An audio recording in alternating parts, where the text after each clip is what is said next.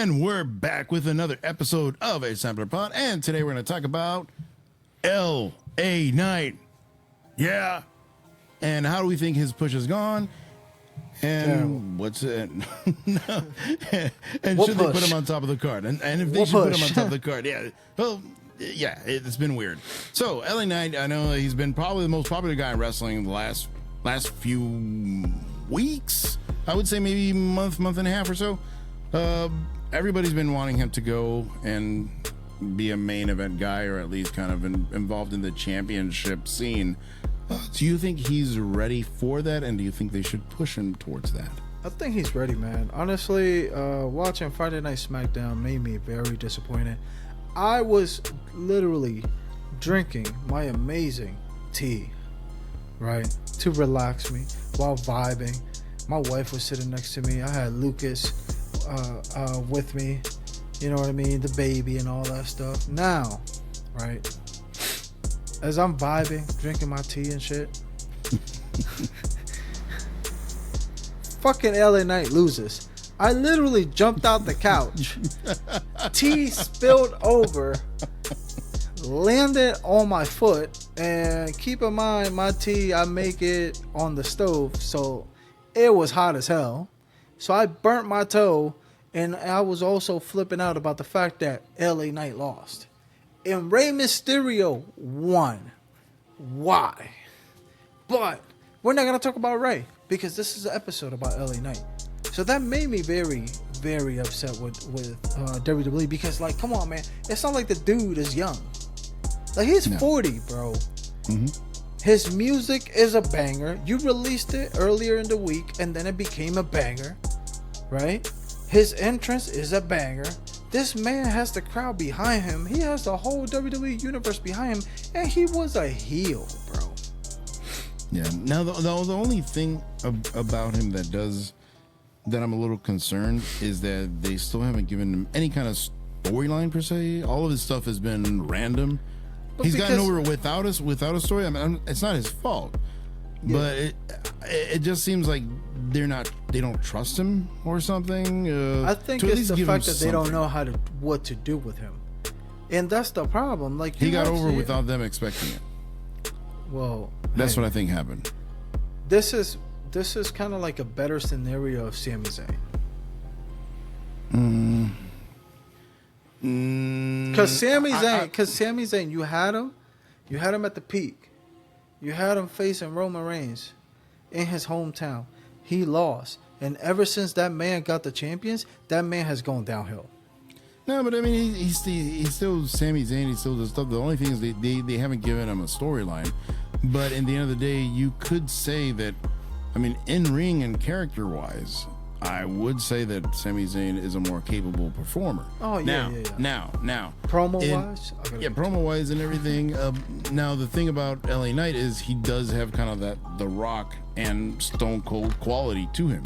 That people are, he looks like a wrestler. He has the mannerisms. He has that charisma that not a lot of people have. That's natural charisma. That's stuff that you can't teach that, right? Like he's like a big cast. You can't teach that. That's his thing. Now, how deep is he as a character, right? Because whenever you have these big characters like that, these larger than life characters, you need a story behind them. Stone Cold had McMahon. The Rock had Triple H, and he had Stone Cold afterwards, right? Who is going to be his rival? Who's going to be the guy to help him out? And it seems like they're just. I thought it was going to be Austin Theory, but do you really think that Austin Theory can carry a match, a story with LA Knight? No, he's too young. Young. I mean, in fact, as crazy and as stupid as it may sound, I would have rather even seen Baron Corbin have a feud with LA Knight and win that feud than Austin Theory. We need to talk about Baron Corbin in a different episode, because they're doing a lot of good things with him. Yeah, good for him. Good for him. He's worked his ass off. Not a fan of his, but he's worked his ass off. Gotta give him credit. But like right now, I mean, there's so many other people. I mean, you can have him against Sheamus. Sheamus is a guy that can carry a match. You can have Drew McIntyre. He can carry a match. Ray, I wouldn't put him against Ray because people love Ray, so that's gonna kind of muddy the waters a bit. You have to put people that can carry a match, and even if they take an L, it's fine. Like for example, him against Seth Rollins, I think that would be an interesting feud. Them two, that would be great. Why they can both cut promos and everything, and then Seth. Well, yeah, but we know, and then Seth in the ring could make LA Knight look like $1 million in the ring, which is LA Knight's weakest part of his character. He's not the greatest in the ring. I mean, like, it's not that he's not the greatest. He's just slower. Well, he's kind of like The Rock, which is not great. I mean, I still give him props that he can jump all the way to the third turnbuckle. Like, I can't do that. Not in a fucking million years. Bro, he won't be able to do that in a couple of weeks, but that's fine.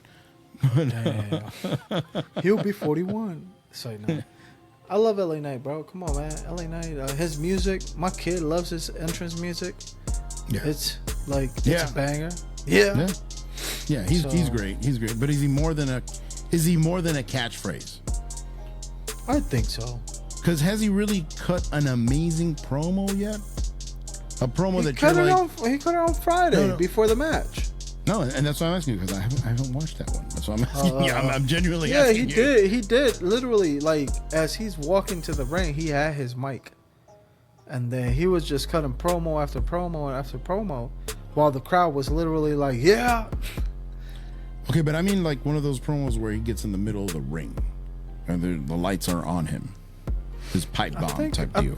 I think he's done it before. That, because he can do stuff like that. But what I'm saying is that, have we really seen it? Because my whole thing is that I don't think if we haven't seen it, it's because he hasn't gotten the opportunity.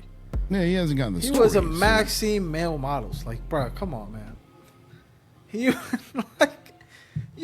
was a waste of how many months doing that? Wasn't it like a year almost? Yeah. It was at least a good 6, 7. At the very least, it was a good waste. Bro, and you could tell he was miserable. Yeah. You could tell that he was miserable. He's like, okay. He's probably looking at his bank account. Okay, let's go back. We're good. Because there's no other reason why to do that. Because that was terrible. It was funny, but he doesn't want to be. He wants to be funny, but kind of in a cool way, not funny in a like. In a bad way. He is the joke type of deal. Yeah. Whatever happened to? Because they were. By the way, whatever happened to the male models? They just disappeared off the face of the planet. Let's keep them that way. They come back with fucking retribution. They come back as retribution. Oh, look, we found these masks. They find the masks in the trash. And they're like, yeah, here we go. I can see that happening. And then next is D-Jax. And then he's like, for some reason, sorry that I'm changing the subject. But what was it? Last week on NXT, D-Jax just randomly attacked who was it? The dude from the NXT Underground. The DJ guy that came out with Chad Gable, that with Gabriel Stevenson. No, but isn't he gonna face Baron Corbin? Who? Gable Stevenson. I don't know. Yeah, he's gonna face Baron Corbin at Great American Bash next week. Oh, I'm gonna have to check that out. I didn't get a chance to watch NXT. Yeah, so it's like Jason Jordan Part 2. All right, the first one didn't work out. Let's see if the second one works. But they're like literally clowns. It's a scroll. It's a scroll. They're gonna bring Kurt Angle. Wait, no, he's really my son. No, that's my son. Yeah. You're a bum. The other one. But I'm hurt. You're still a bum. Forgetting hurt. Yes, Daddy. Exactly. But yeah, but I don't know, man. Like I said, I really don't know. In fact, I think that they may have a Maximum Male Models face Fandango and Tyler Breeze or something. Could you imagine that? I'm done.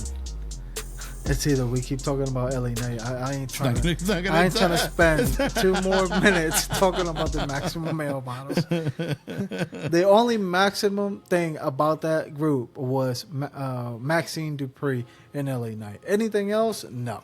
Yeah. Just complete. Actually, she would have been a good valet for him. Facts. That would have been interesting. That would have been really interesting. Yeah.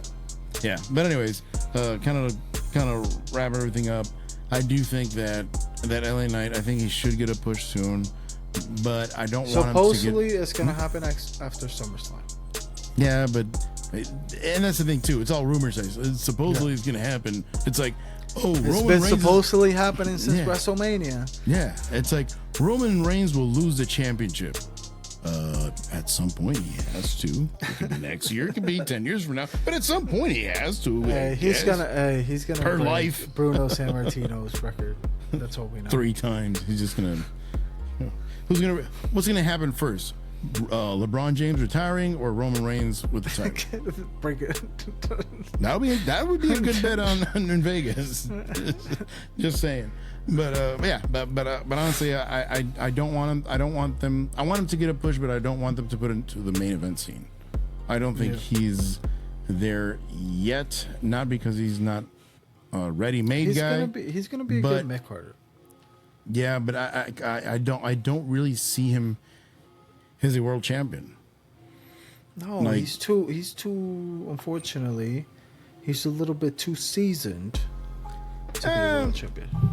Bro, Damian Priest is like 39, and he's getting his push now. AJ Styles was like 43 when he had the title. Damn, that's true. So yeah, and now it's a little different. Randy Orton's been like 45 for the last 10 years.